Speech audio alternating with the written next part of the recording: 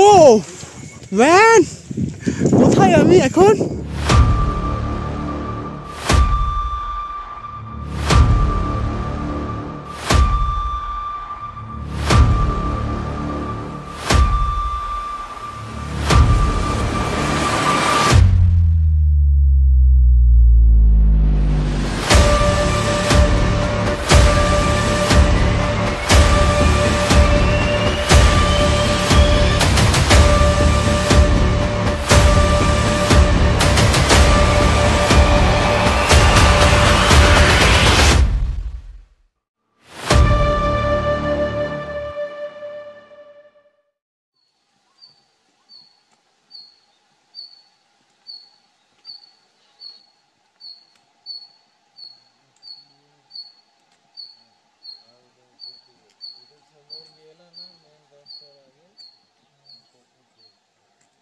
Good morning from Lobuche. Time এখন 4:43। বেরিয়ে পড়েছি কালাপাত্তার দিকে। কালকে রাতে সেরকম স্নোফল হয়নি, তাই ওয়েদারটা একটু ঠিক আছে। এখন দেখা যাক কত তাড়াতাড়ি আমরা কালাপাত্তার পৌঁছতে পারি। আজকে কালাপাত্তার উইথ ইবিসি দুটোই করার প্ল্যান আছে, তো দেখা যাক। করে এই লবুচেতেই ফিরে আসবো, গোরক্ষচাপে থাকবো না, এই হচ্ছে আমার প্ল্যান। রাতে ঘুম ঠিকঠাক হলেও একটা চাপা উত্তেজনায় কেটেছে প্রতিটা ঘন্টা, কারণ আজ স্বপ্ন পূরণের দিন। হার্ট রেট যেন প্রতি সেকেন্ডে বেড়েই চলেছে, আকুলতায় কাটছে প্রতিটা মিনিট। আজ ওয়েদারটাও বেশ সাথ দিয়েছে। সাগরমাতার নাম নিয়ে এগিয়ে চললাম সকলে মিলে। Wow, that's great.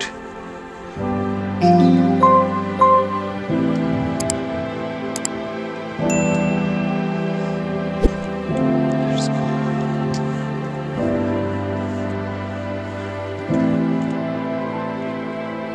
খুব সুন্দর রাস্তা, কোনো অসুবিধা নেই, যেতেই পারা যায়।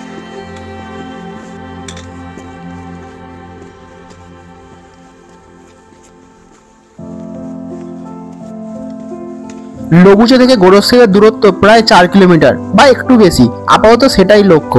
যে পথে চলেছি তাকে পাথুরে পথ না বলে বোল্ডার জোন বলা যেতেই পারে। তবে মাঝখান দিয়ে একটা চলার পথ বানানো আছে সরু, সেটাকে ফলো করে এগিয়ে চললাম সবাই। আপাত দৃষ্টিতে সমান্তরাল পথ মনে হলো ধীরে ধীরে উচ্চতা গেইন করেই চলেছি।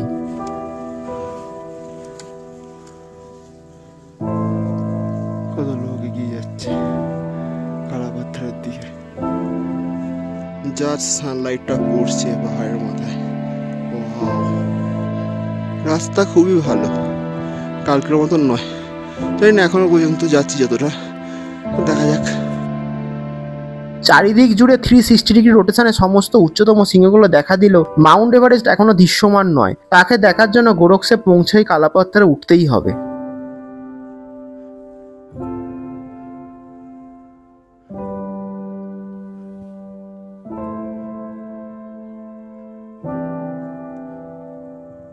ये है प्रसाद भैया, कहाँ के रहने वाले आप? पुणे। इनके हेल्प से ही मैं आज कालापत्थर और ईवीसी एक साथ कंप्लीट करने जाने वाला हूँ। मेनी मेनी थैंक्स प्रसाद भैया। রাস্তা সুন্দরভাবে কাটাই আছে, শুধু দেখে দেখে যাওয়ার পালা, আর কিচ্ছু না। আপাতত পর্যন্ত এখনো সোজা রাস্তায় হাঁটছি, এখন কোনো হিলে উঠিনি, তবে মনে হচ্ছে উঠতে হবে। লবুচে ছেড়ে প্রায় অনেকটা হেঁটে তারপর কিছুটা উঠে পড়ে এলাম।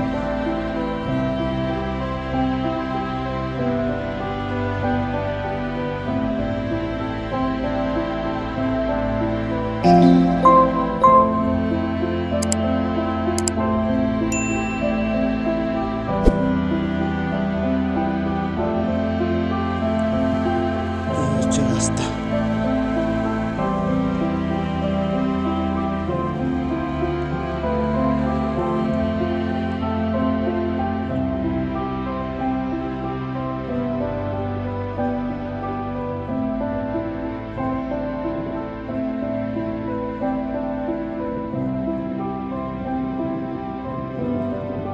সেই কুম্ভ গ্লেসিয়ার, বাপরে, ক্রস করতে গিয়ে কালকে নাজেহাল অবস্থা হয়েছিল।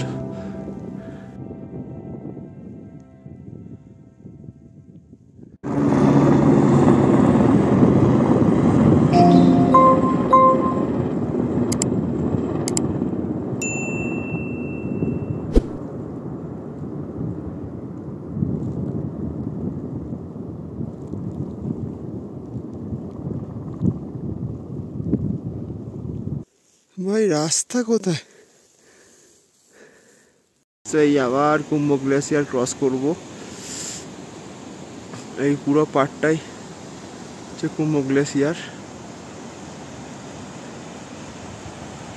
সব থেকে খতরনাক জায়গা এটাই।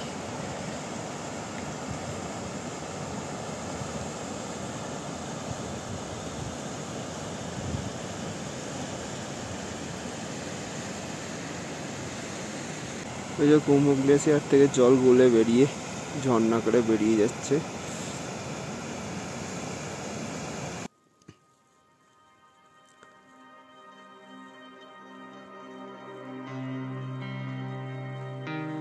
আজকে ওয়েদারটাও বেশ ভালো আছে।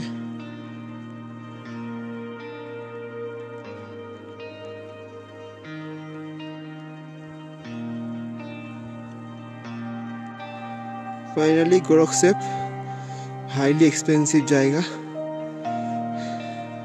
গোরক্ষেপ থেকে এই যে রাস্তাটা বেরিয়ে গেছে, এটা হচ্ছে কালাপাত্থার যাওয়ার রাস্তা। এই যে ভ্যালির ওপর দিয়ে যে রাস্তাটা ওপরে উপরে চলে যাচ্ছে, ওটাই হচ্ছে কালাপাত্থার যাওয়ার রাস্তা। আর লেফট সাইড দিয়ে সোজা যদি বেরিয়ে যাওয়া যায়, একদম সোজা, ওটা হচ্ছে এবিসি যাওয়ার রাস্তা।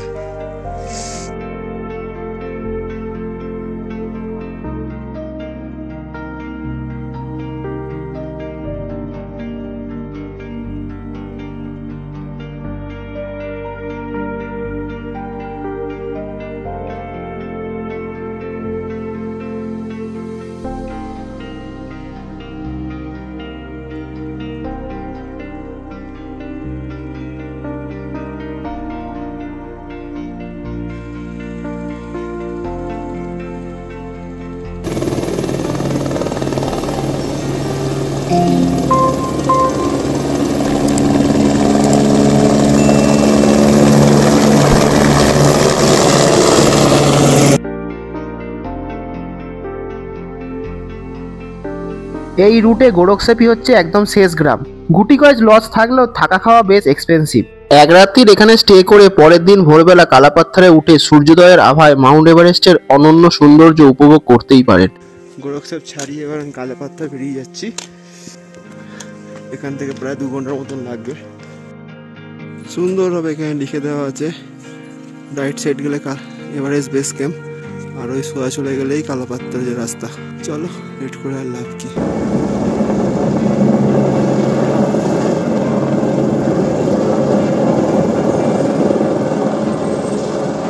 গোরক্ষেপে এভাবেই জল ভরা হয়। কুম্ভ গ্লেসিয়ারের জল গলে যখন আসেই তলা দিয়ে, তখন ওরা ওই ড্রামে করে ভরে ভরে রাখে, তাই জন্য এখানে জলের দাম প্রচুর। প্রায় 2.5 ঘন্টায় স্টিপ উঠতে হবে।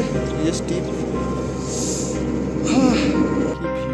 এখানে দাঁড়িয়ে আছে, চারদিকে মাউন্টেন, মধ্যখানে কুম্ভ গ্লেসিয়ার, সামনে গোরক্ষেপ ভিলেজ।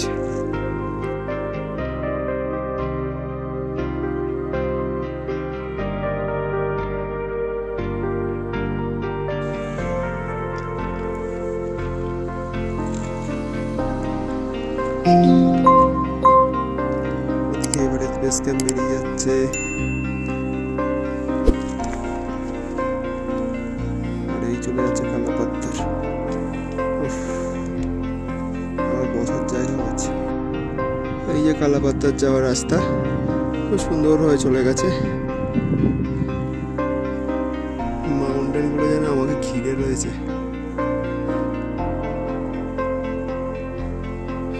কি ভিউ!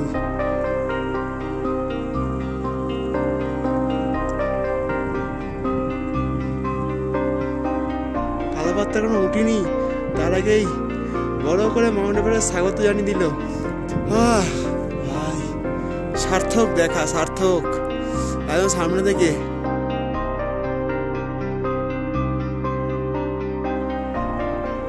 Mount Everest.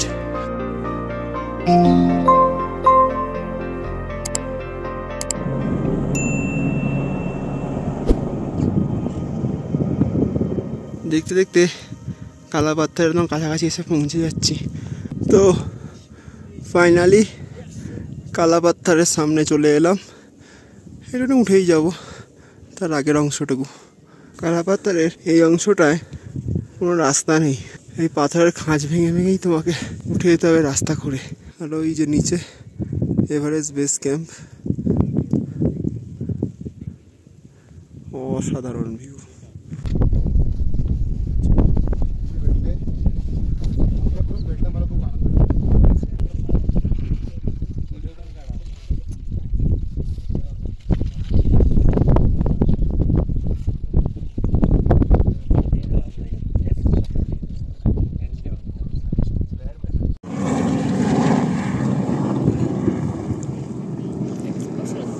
তো ফাইনালি কালাপাতার টপে এমন জায়গায় দাঁড়িয়ে আছি, একদম টপে। আর ভিউ, ও মাই গডনেস, কি অদ্ভুত, ভাষাহীন, নির্বাক। এ যেন এক অন্য পৃথিবী উন্মুক্ত হয়ে গেল। চোখ যেন অটোমেটিক্যালি 360 রোটেশনে ঘুরে যাচ্ছে। চোখের সামনে বিশ্বাসই করতে পারছি না, এত সব সিংহগুলোকে হাতের নাগালে দেখে চোখ ধাঁধিয়ে যাচ্ছে।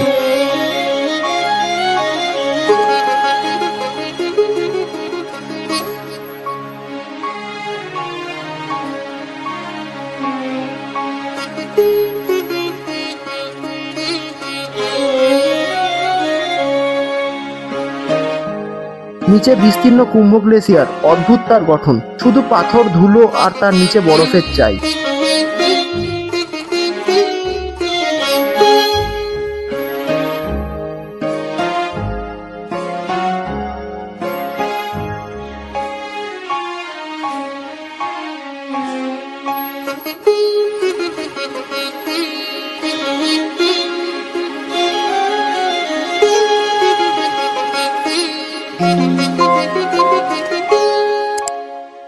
সাক্ষাৎ দেখা মিললেও তার পাদদেশে যাওয়া যে এখনো বাকি, তাই আর দেরি করলাম না, চটজলদি বেরিয়ে পড়লাম এভারেস্ট বেস ক্যাম্পের উদ্দেশ্যে। আপনারা চাইলে গোরক্ষক নেবেও তারপর ইবিসির মতো যেতে পারেন, গোরক্ষের রেস্ট নিয়ে বা কিছু খেয়ে দিয়ে। ওই যে গোরক্ষক, কালাপাতার উঠে যাওয়ার রাস্তা, আর নিচে দিয়ে গেলে ইবিসির রাস্তা, আর ঠিক মাঝখান দিয়ে শর্টকাট বেরিয়ে যাচ্ছি আমরা। চলো।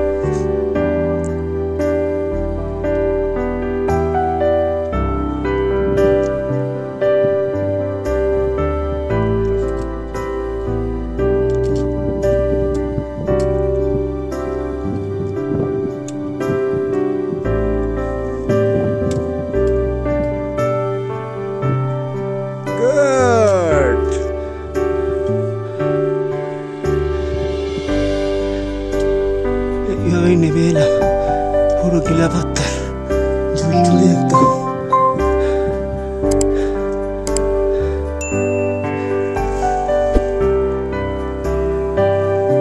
বাইরে শর্টকাটে চপ করে পরে পুরো অ্যাডভেঞ্চার হয়ে যাচ্ছে লাইফটা। ছেলেরা যারা আসছে ওটা গোরক্ষক থেকে আসা রাস্তা, খুব সুন্দরভাবে আসছে ওরা। আমাদের এখনো পর্যন্ত এই শর্টকাটের রাস্তা দিয়েই যেতে হবে। চলো।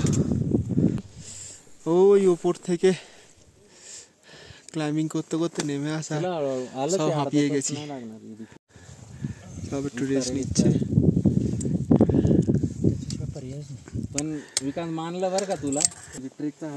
এখনো প্রায় বিসিএতে 1 ঘন্টার মতন লাগবে। ওই যে রাস্তা, লোকে যাচ্ছে। আর 1 ঘন্টার পথ, চোখের সামনেই ভাসছে ড্রিম ডেস্টিনেশন। ভাবতে পারছি না আর 1 ঘন্টার মধ্যে আমার ড্রিম ডেস্টিনেশনে পৌঁছে যাব। এত কষ্ট করেছি 1 তারিখ থেকে।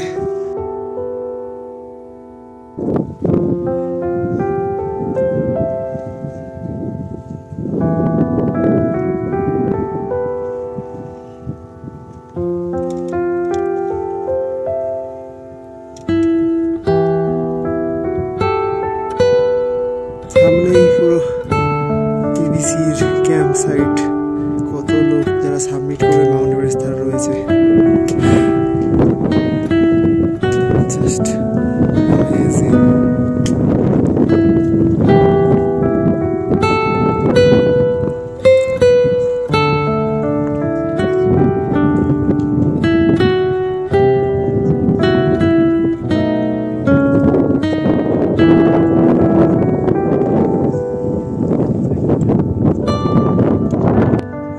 রাস্তা কোনো কষ্টের ব্যাপার নেই, একদম সুন্দরভাবে যাওয়া যেতে পারে। কেউ যাচ্ছে, কেউ আসছে। গ্লেসিয়ারের অবস্থা থেকে মনে হচ্ছে বেদিয়াপাড়ার বীজের তলায় জল জমেছে।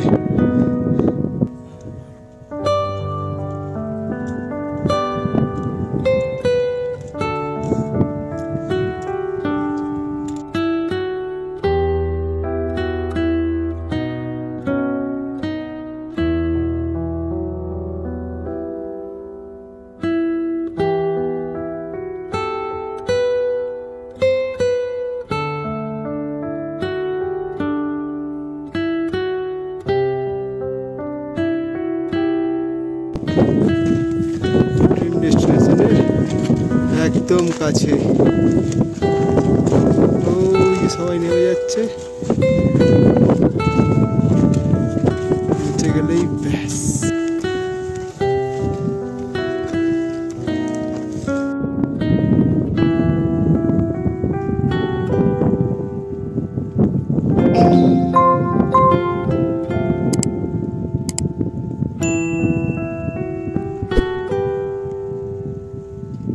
পুরোটাই কুম্ভ গ্লেসিয়ারের উপরে।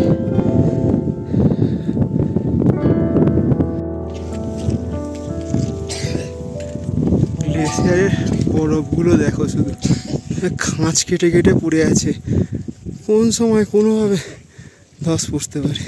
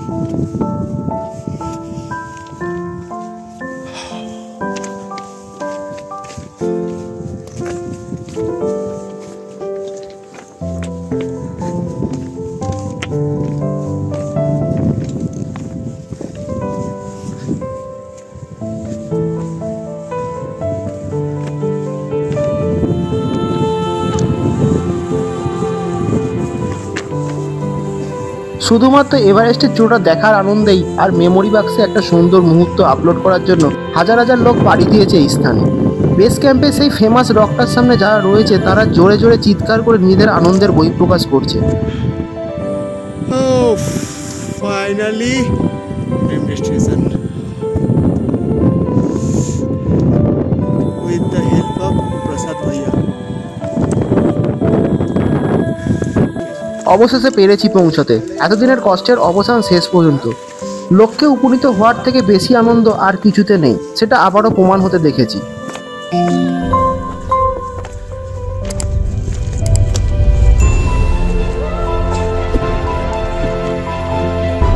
নিজেকে শান্ত করলাম ঠিকই, কিন্তু ঠিক কি কি করা উচিত সেই সময় সেটা যেন ভেবে পাচ্ছিলাম না। এত বড় প্রাপ্তি জীবনে আগে কখনো আসেনি, তাই বোধহয় বুঝতে পারছিলাম ঠিক কীভাবে তাকে গ্রহণ করব।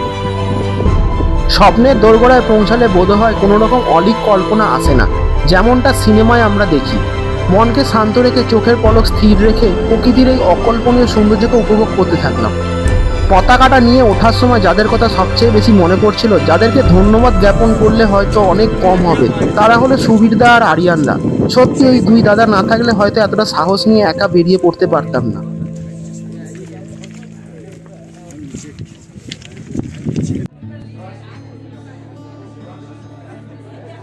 অনেকক্ষণ কাটানোর পরেও ইচ্ছা হচ্ছিল না ফিরে আসার। কত যে ইমোশন এই স্থানটা জুড়ে, সেটা যতই প্রকাশ করার চেষ্টা করি না কেন কম হবে। বিদায় এভারেস্ট, বিদায় সাগরমাথা। Bye bye EBC. জানা তো পারে গাই। মনে মনে হিমালয়কে অসংখ্য ধন্যবাদ জানালাম এই মুহূর্তটাকে উপহার দিয়ে জীবনটাকে সার্থক করে দেওয়ার জন্য।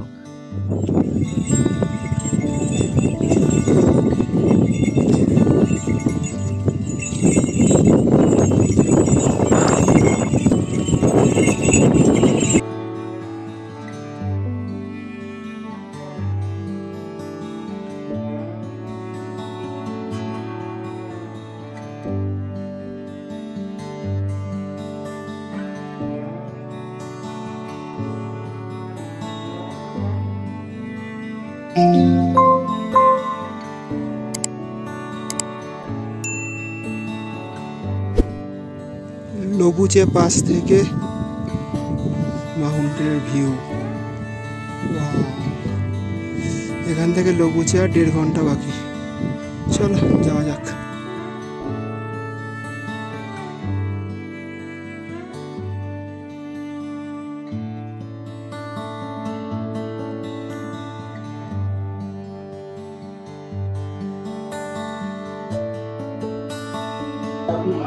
Good evening from Lobuche. আজকের এক্সপিরিয়েন্স বলতে খুবই ভালো, ড্রিম ডেস্টিনেশন সাকসেসফুল। লবুচে থেকে 4:30 নাগাদ বেরিয়েছিলাম, গোরক্ষেপ 6:30 7টার মধ্যে ঢুকে গেছি। তারপরে গোরক্ষেপ থেকে দুটো রাস্তা ভাগ হয়েছে, এক হচ্ছে কালাপাত্তার আর একটা হচ্ছে ইবিসি। তো আমার মনে হয় ফার্স্ট কালাপাত্তার করে নেওয়াটাই বেটার হবে, কারণ ইবিসি খুব সোজা, কালাপাত্তাটা একটু হার্ড। কালাপাত্তার পরে গোরক্ষেপ নেবে ইবিসি যাওয়াটাই বেস্ট হবে, কারণ কালাপাত্তার থেকে ইবিসি যাওয়ার জন্য শর্টকাট যে রাস্তাটা আছে সেটা খুবই খারাপ, টু মাচ ডিফিকাল্ট। গোরক্ষেপে আর থাকা হলো না, যে because of highly expensive place. সামান্য জলের দামই 300 টাকা। লবুচে থেকে গোরক্ষেপ অব্দি রাস্তা খুবই ইজি, খুব একটা কঠিন নয়। আমি এই দুটো একসাথেই করে নিয়েছি সময়ের অভাবে, চাইলে আপনারা দুটো ভাগ করেও করতে পারেন। লবুচে থেকে গোরক্ষেপ গেলেন, গোরক্ষেপ থেকে কালাপাত্তার করলেন, পরে গোরক্ষেপের রোড করে উঠলেন, গোরক্ষেপ থেকে ইবিসি করে দেন রিটার্ন টু লবুচে করতে পারেন। বাজেট বাঁচানোর জন্য বয়ে আনা খাবার থেকেই ডিনারটা সেরে নিলাম। ইবিসি তো কমপ্লিট হলো, কিন্তু এখনো যে দুটো উচ্চতম পাসের গল্প বাকি আছে। সঙ্গে থাকুন, পরবর্তী এপিসোড নিয়ে খুব শীঘ্রই ফিরছি। ভালো থাকবেন, সুস্থ থাকবেন, স্টে টিউনড।